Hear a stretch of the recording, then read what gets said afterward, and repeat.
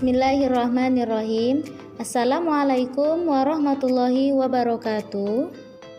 Selamat pagi Ananda soleh-soleha semua. Bagaimana kabar kalian hari ini? Semoga selalu dalam keadaan sehat ya, dan selalu dalam lindungan Allah Subhanahu wa Ta'ala. Amin. Jumpa lagi dengan Ibu. Baiklah, hari ini kita akan belajar akidah akhlak, yaitu memiliki sikap terpuji, sabar. Sebelum kita memulai pembelajaran hari ini, alangkah baiknya kita melafalkan lafaz basmalah sama-sama ya.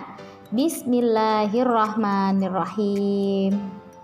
Baiklah, Ananda solih dan solihah, Ibu akan menjelaskan pengertian sabar. Tahukah kamu apa itu sabar? Sudahkah kamu mempraktekannya dalam kehidupan sehari-hari? Bagaimana caranya? Yuk kita cari tahu. Sabar adalah sikap menahan diri dari keluh kesah. Orang sabar menerima segala musibah dengan tabah. Sabar bukan berarti menyerah tanpa syarat, tetapi sabar adalah rela menerima sesuatu yang tidak disenangi dengan rasa ikhlas serta berserah diri kepada Allah Subhanahu wa Ta'ala. Dalam artian menahan diri agar tidak mudah marah, benci, dendam, tidak mudah putus asa, melatih diri dalam ketaatan dan membentengi diri agar tidak melakukan perbuatan keji dan maksiat. Dalam Islam ada 3 bentuk sabar.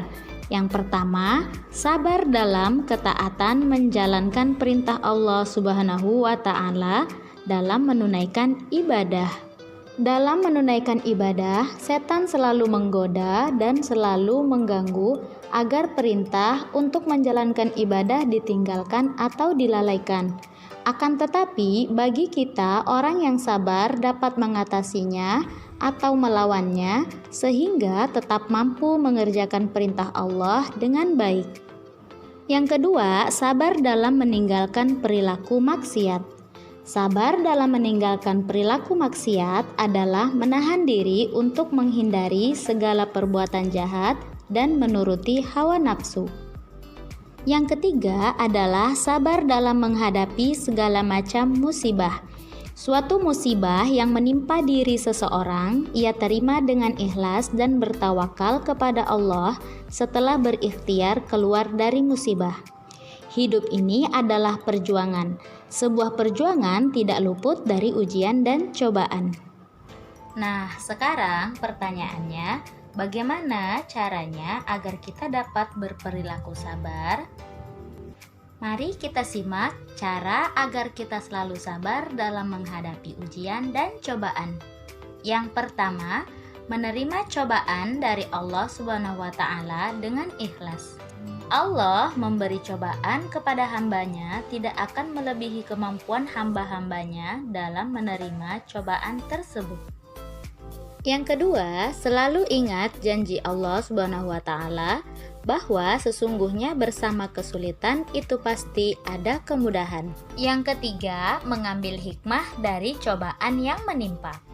Yang keempat, berdoa dan bertawakal. Kita harus yakin bahwa hanya Allah Subhanahu wa Ta'ala satu-satunya yang dapat memberi pertolongan dan jalan keluar atas semua cobaan yang kita hadapi.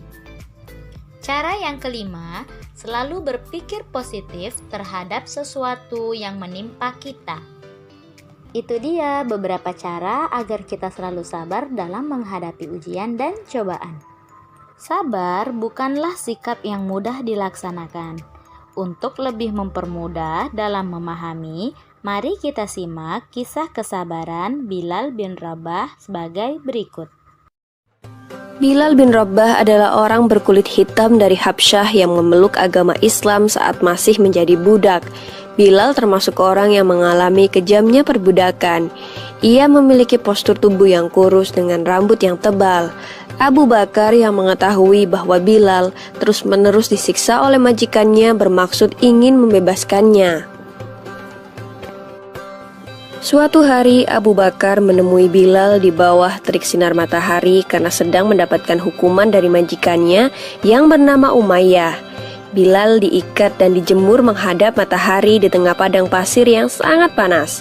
Bahkan dadanya pun ditindih dengan batu yang cukup besar sehingga nafasnya menjadi sesak.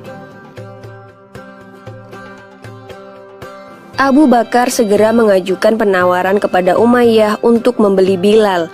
Umayyah yang cukup terkejut malah menaikkan harganya berlipat ganda. Ia mengira bahwa Abu Bakar tidak akan sudi untuk membayar mahal demi budak seperti Bilal. Namun ternyata Abu Bakar bersedia. Umayyah menerima 9 ukiyah emas untuk ditukarkan dengan Bilal. Umayyah berkata kepada Abu Bakar, "Sebenarnya jika engkau menawar sampai 1 ukiyah pun, maka aku tidak akan ragu untuk menjualnya." Abu Bakar membalas, "Seandainya engkau memberi tawaran sampai 100 ukiyah, maka aku tidak akan ragu untuk membelinya."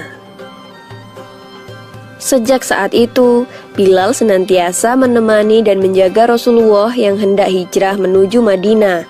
Ia kemudian dipilih untuk menjadi muazin atau orang pertama yang mengumandangkan azan.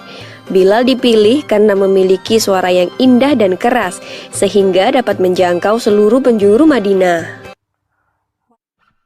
Nah, itu dia tadi video kisah tentang Bilal bin Rabah. Bagaimana Ananda Salih-Salihah menurut kalian? Bilal bin Rabah sangat sabar dan tabah ya dalam menghadapi ujian dan cobaan.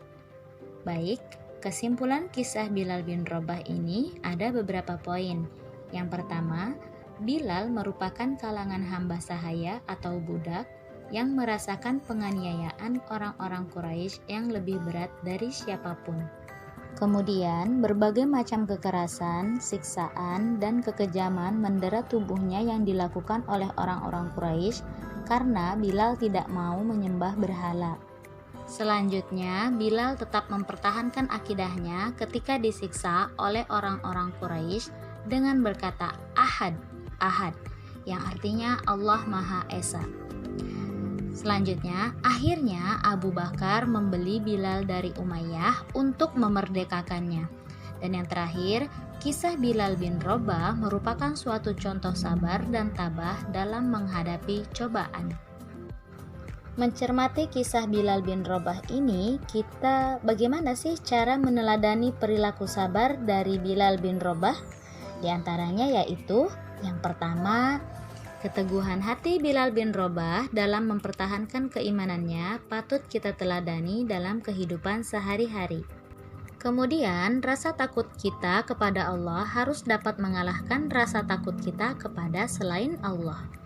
Selanjutnya, janji Allah akan memasukkan orang-orang yang beriman dan memegang teguh keimanannya ke dalam surga pasti ditepati. Dan yang terakhir, kekuasaan Allah menjadikan segala sesuatu yang mustahil menjadi mungkin. Kita akhiri pembelajaran hari ini dengan bersama-sama mengucap lafaz hamdalah. Alhamdulillahirabbil alamin. Wassalamualaikum warahmatullahi wabarakatuh.